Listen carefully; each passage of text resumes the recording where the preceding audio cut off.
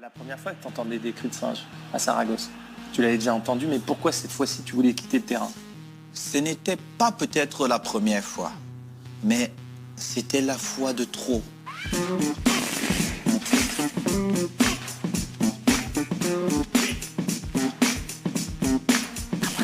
C'était... Cette fois-là, je me suis dit, mais ils ne se rendent pas compte. Ils sont en train d'offenser quelqu'un juste, pas par rapport à sa couleur de peau seulement, juste parce qu'il est africain.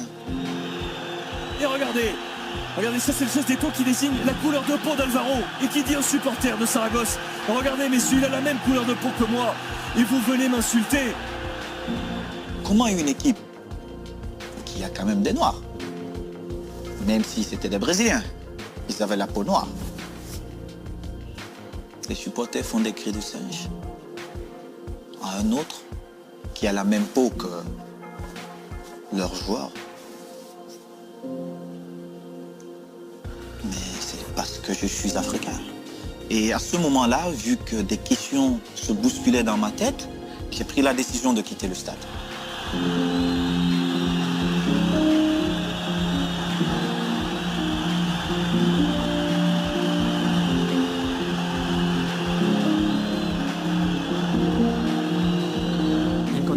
Dans des circonstances normales, le règlement dit que si un joueur décide de quitter le terrain de son plein gré, je dois l'expulser.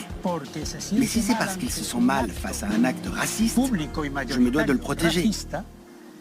S'il s'en va, je me dois de partir avec lui. La Ligue de football professionnel espagnole, la Fédération espagnole de football et le syndicat des footballeurs espagnols avaient lancé un protocole quelques mois plus tôt, au printemps 2005. Donc j'essayais de convaincre Eto'o de me laisser appliquer le protocole. Je lui disais, on va arrêter le match, prévenir le public par haut-parleur qu'il faut que ces chants s'arrêtent. Et si tout se calme, alors nous pourrons continuer le match. Il aurait dû sortir, il aurait dû être suivi par les joueurs. Mais il faut beaucoup de courage. C'est de la solidarité. C'est pas du courage, c'est de la solidarité. À partir du moment où le mec il sort et que les autres joueurs ils disent moi je sors avec lui, mais que ce soit noir ou blanc, tu dis non, moi je sors parce que je suis contre ce que j'entends et que tous les joueurs sortent, bah, je te garantis qu'on ne sera pas là aujourd'hui. Le grand frère Patrick a peut-être raison. Mais je pense que l'idée de Franck Rashkad était la meilleure à cet instant-là. Franck, il vient vers moi et il me dit « Samuel, qui est le meilleur joueur de mon équipe ?» J'ai dit « Moi, rentre sur l'aire de jeu et montre à toutes ces personnes pourquoi elles ont acheté leur ticket. C'est pour venir voir le meilleur. On sait qui fait quoi dans cette équipe et c'est toi et tu es africain. » Et je fais demi-tour.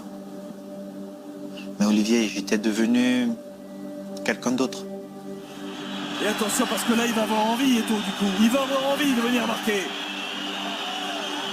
Le corner de Ronaldinho a suivi le ballon derrière, la reprise de volée, la barre transversale, ça sera un penalty. C'est Ronaldinho qui tire ce penalty. Et toute la tribune à cet instant imite le cri du singe. Comme Ronaldinho est noir aussi, ce sont les mêmes insultes venues de toute la tribune. Tout ça, je l'ai écrit dans mon rapport.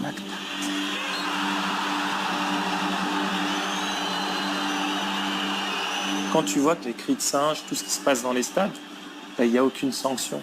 La mesure forte pour toi, ça serait que tous les Noirs, Les joueurs de couleur disent on ne joue pas.